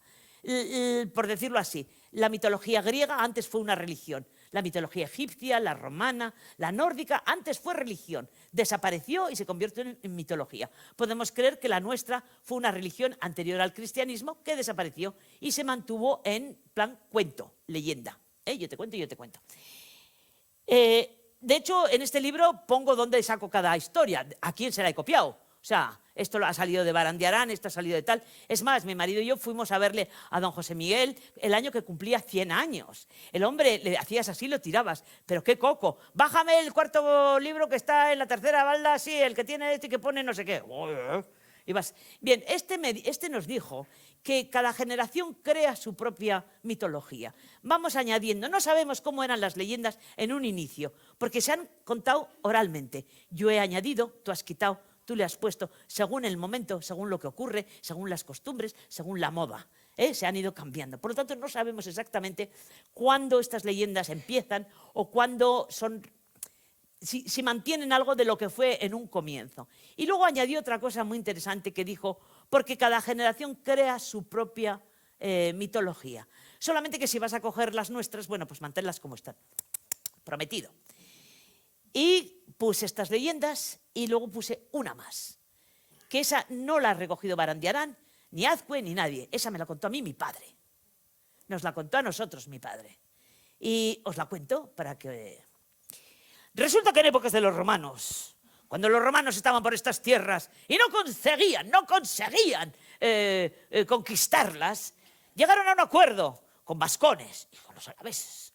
De hacer dos combates, uno aquí y otro en Roma. Del combate de aquí no se tiene ni idea, pero del combate de allí, de Roma, sí se sabe. Entre los guerreros que fue un alavés de Arbulu, el forzudo de Arbulu, fuerte, grande, tremendo, era un agricultor, tenía unas vacas y tenía las huertas, pero era un buen guerrero. Y allí que fueron los vascones, hasta llegar al Coliseo de Roma.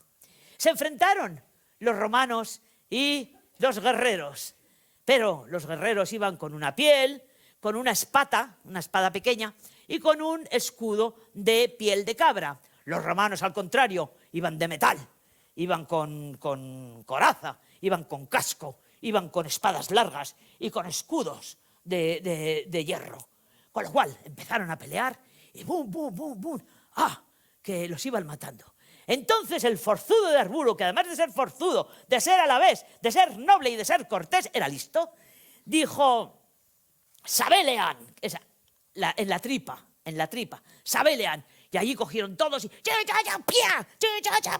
y los consiguieron y mataron a todos los soldados romanos. ¿Habían ganado la batalla? Pues no. El César o quien fuera que estaba en la tribuna dijo, quietos, paraos, que no hemos acabado.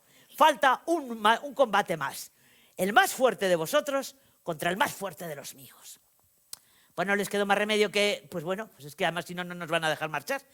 Entonces, claro, el más fuerte de los vascones era el alavés, el forzudo de Arbulu. Pero claro, se había pasado todo el día peleando. Estaba ya el pobre un poco agotado. Y el más fuerte de los romanos era un negro de 2 metros de alto que no había luchado, con lo cual estaba fresco. Además, la batalla, la lucha, el combate, no era con la espada, era cuerpo a cuerpo. Bueno, pues ahí vamos. Pero el negro se había untado de aceite desde la cabeza hasta la punta de los pies. Y como era un combate de cuerpo a cuerpo, de lucha libre, cada vez que nuestro fuerte intentaba cogerlo, se le escurría. Pero como os he dicho, que además de alavés, noble y cortés era listo, dijo, ¿dónde no tiene aceite este tío? Y le metió el dedo por el culo, lo giró sobre su cabeza, zip, zap, zap, y lo lanzó a la tribuna del César. Y ganaron el combate. Y luego volvieron al pueblo y él se dedicó a sus vacas y a su campo. Gracias.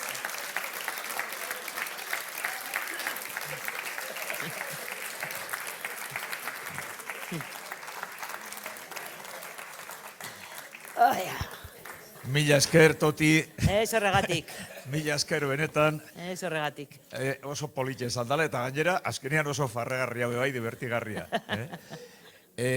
Ha sido fascinante escucharte Y además divertido.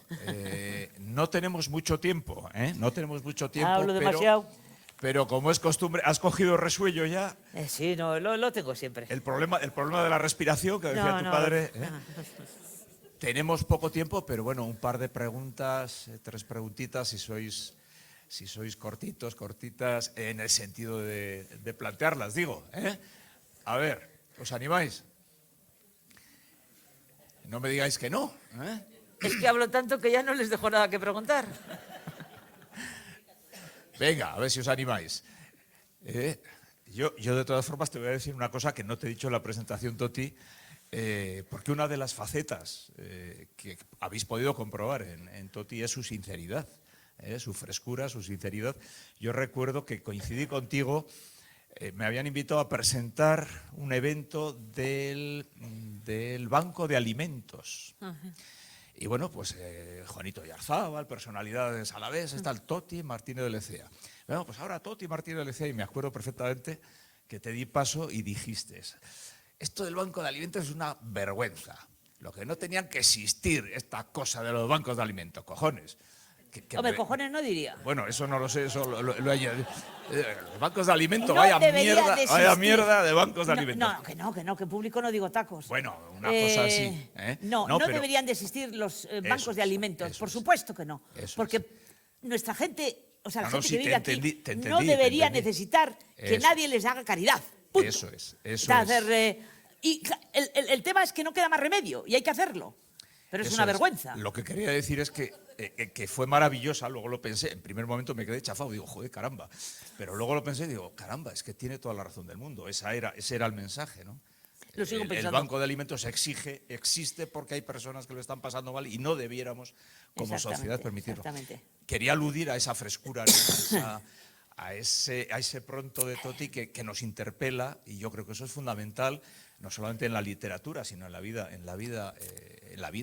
política, en la vida social, ¿no? Herencia de mi madre. Venga, que yo también tengo mucho peligro si me pongo a hablar. Venga. Adelante. Hola, buenas noches. Todavía me estoy recuperando de la charla. No, un comentario, no discuto lo de Lecea, pero es curiosamente, encima de Ullibarri y Arana, debajo del Monte San Cristóbal, hay un mortuorio despoblado que era Leceta. No sé si simplemente por comentar, si más seguro que Lecea viene de la Lece, pero que sepas que también hay un término en el Valle de Arana, se llama Leceta. Bueno, está Leceta, Lecea, Leaza, Lezarraga, es muy común, ¿no? Le preguntas a mi hermano que sabe más que yo de eso. Sí.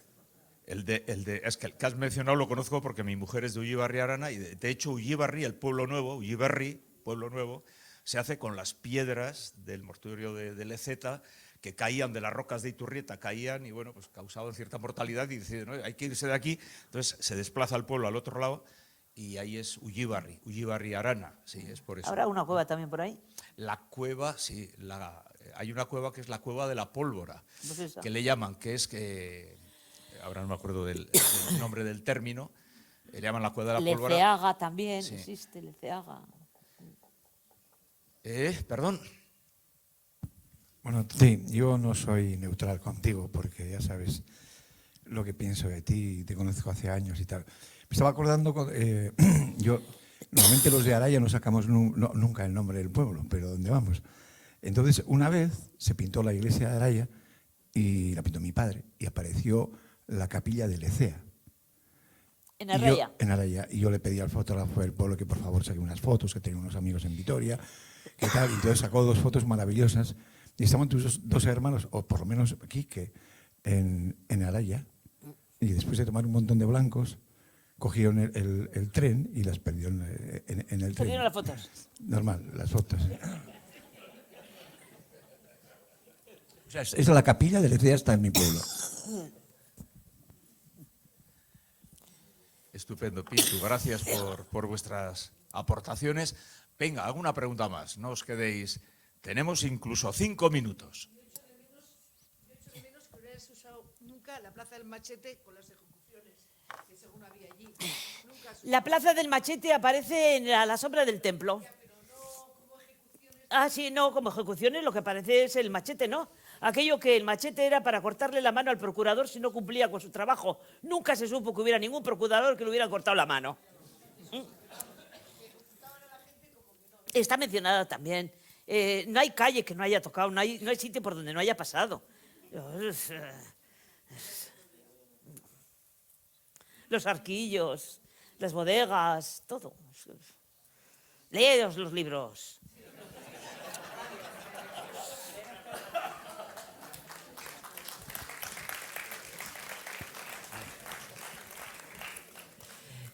Perdona, como has hablado de los judíos de Estella, ¿has oído alguna vez la expresión pesa como un judío muerto? No. Es una expresión que se decía en Estella, porque luego hay otra expresión que decía a ese le han metido la pala cristiana. Y yo he liado las dos cosas y igual, porque nadie me sabe decir por qué decían eso. Supongo que porque en Estella había judíos, digo yo.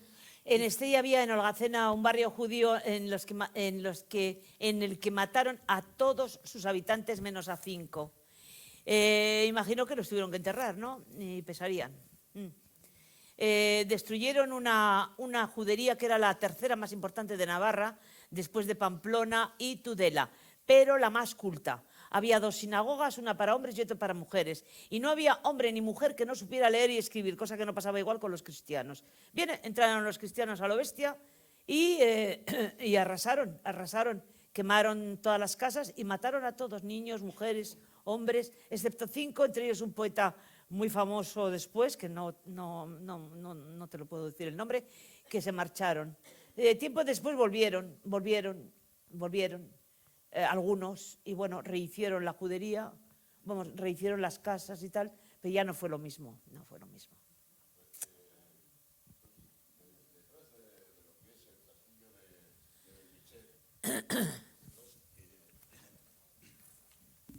Detrás del castillo Belmetzer, hoy en día se ha estado topografiando y se han encontrado las tumbas de la judería que estaba por la parte de atrás.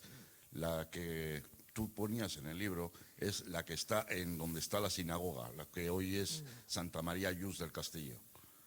Y detrás, ¿Qué me estás diciendo? ¿Que había otro cementerio? Sí, está detrás. Pues en Vitoria había 3 o 4, o sea que... No, pero que cambiaron la judería de donde estás tú, la cambiaron. Cuando llegaron después... Sí. Volvieron a construir y construyeron un poco más allá. Ya. Sí, detrás de lo que es el castillo de Belmetzer, donde está ahora la construcción. Esta chica de aquí quería preguntar algo. No, que si estabas escribiendo ahora mismo algo. En Vitoria. Bueno, en Vitoria no. ¿Con qué libro estás? Pues mira, a mí la pandemia no me ha tocado más que en la vagueza. Porque como no había presentaciones, no había charlas, no había nada, pues mañana empiezo, y así se ha pasado 1 año, se han pasado 2. Y estoy vaga, más que nada porque tengo que estudiar. Y entonces estoy con una novela juvenil, porque me han pedido una novela juvenil. Y fíjate, tengo que estudiar, porque tienen un vocabulario nuevo. No es que los chavales vayan a poner a los personajes hablándoles como indios, pero sí en algún momento tendré que poner alguna palabra. Y la idea es situar la historia en Labraza. ¿Sabéis dónde está? Al lado de Ollón, la puebla fortificada más pequeña de todo Euskadi, una preciosidad, con sus torreones, sus murallas. Ahí es la idea. En la actualidad, sí. De jóvenes, una historia de jóvenes, sí. Sí, les entiendo, sí, llego a entender. Bueno, muchísimas gracias por vuestras Luego, aparte preguntas. de eso, sí que tengo preparados otros 3 temas para, en fin, cuando me dé, ponerme a escribir, sí. Sí, tengo preparados 3 temas distintos, ninguno aquí. La verdad es que ninguno aquí. No sé, o sí, o vete a saber. Cuando llega el momento, cambio el chip y digo, pues así, si me sale algo. Pasa es que han sido ya te digo, tantos libros, he tocado tantos pueblos, tantos lugares, tantas situaciones. Es que he hablado de brujas, he hablado de judíos, sí, pero es que también he hablado de cristianos, de guerras carlistas, de la guerra de la independencia, de la peste negra. He tocado todos los pueblos, no todos los pueblos, quiero decir, no todos los pueblos, pum, pum, pero sí, todas las zonas. En Álava, concretamente, pues aparte de Vitoria, ya te digo, toda la zona de la Barrundia, toda la zona de Aspárrena, la zona de Rioja, la zona de Maeztu, en Guipúzcoa, en Vizcaya, lo mismo, en Navarra también, en Iparralde. Es que he tocado pueblos y pueblos y pueblos, y ha llegado un momento que dices, ¿y de qué hablo? ¿De qué hablo? ¿No? Porque eso... la última novela, por ejemplo, que he presentado el año pasado, se titula El Maizal, y ocurre en Huesca. Pues me lo han echado en cara, que a ver por qué Huesca. Y digo, pues como si quiero en Tegucigalpa. Lo pongo donde quiero. Aparte que Huesca son nuestros primos hermanos, eso para empezar. Tenemos en común mucha cultura, tenemos en común el clima, la comida. Huesca, pues hay pueblos que se llaman Ayerbe, Loarre, Learre, Izarbe, pues ya me contarás. En Huesca, Pirineos, se cuentan leyendas del Basajarao y de la Mari. Huesca era el territorio que Sancho III de Pamplona entregó a su hijo Ramiro y fue el embrión del reino de Aragón, Arangoy. O sea que es que, pues hermanos, primos, ¿y más aquí? Que si quiero ponerlo en Tegucigalpa o en Moscú. Y ese libro, por ejemplo, podía haberlo puesto aquí, vamos, en cualquier otro pueblo, pero lo he puesto allí, pues porque sí. Porque resulta que tengo un marido que su segundo apellido es Buisán, y ese Buisán es un pequeño poblado de 20 habitantes que está así siempre con 20, más o menos 17, 20 habitantes, en las faldas de los Pirineos oscenses. Huisán. Y dije, pues vamos a poner en Huisán parte de la historia. Y porque un tatarabuelo mío era de Huesca. Yo creía que era de Pamplona, porque fue el que fundó el Orfeón de Pamplona y era el organista de la catedral, y fue sobre todo quien descubrió a Gayarre en la fragua y se lo llevó a Pamplona a estudiar canto, y bien hecho. Sí, don Conrado García, ese era mi tatarabuelo, el abuelo de mi madre. Y yo decía, pues de Pamplona, de Pamplona. Pero hace 4 años salió una biografía de Gayarre en el cual le dedican un capítulo a don Conrado García. Resulta que era de Huesca. Y digo, yo venga a presumir. Pues yo también tengo un bisabuelo de Navarra, ¿qué pasa? Pues no, de Huesca. Pues bueno, pues me lo voy a hacer mío también. Me lo hago mío y me lo hago propio, me lo apropio. Y bueno, pues, y es la historia de 4 mujeres, abuela, madre, hija y nieta, y lo que pasa a lo largo de un siglo, entre 1852 y 1965. ¿Cuándo llega la luz a las casas? ¿Cuándo se pasa de lavar en el abrevadero a los grifos, en las fuentes? ¿Cómo se viaja? ¿En carros de caballo o en lo que se llamaba carros de viajeros, que iban 20 personas? ¿Cuánto costaba el billete? ¿Cuánto se tardaba en llegar? ¿Cuánto cobraba un obrero? ¿Cuánto costaba un pedazo de pan? ¿Cómo se vestían? ¿Qué zapatos llevaban? ¿Qué peinados? ¿Qué música escuchaban en esta época? Y estos personajes van transmitiéndose la historia. Quieren estudiar, no pueden. Llegan a estudiar, pero no pueden ejercer. Todo el problema y la problemática de la mujer, que hasta 1900... creo que hasta 1960 no éramos mayores de edad hasta los 25 años.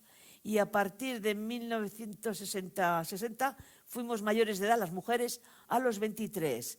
Y solo a partir de 1978 fuimos mayores de edad a los 21. Bien, pues el hecho de que una mujer, aunque fuera propietaria, tenía que pedir permiso a su marido o a su padre, o si quería comprar algo, si tenía que sacarse el pasaporte, tenía que tener el permiso de su marido. Si quería hacer algo, siempre lo mismo.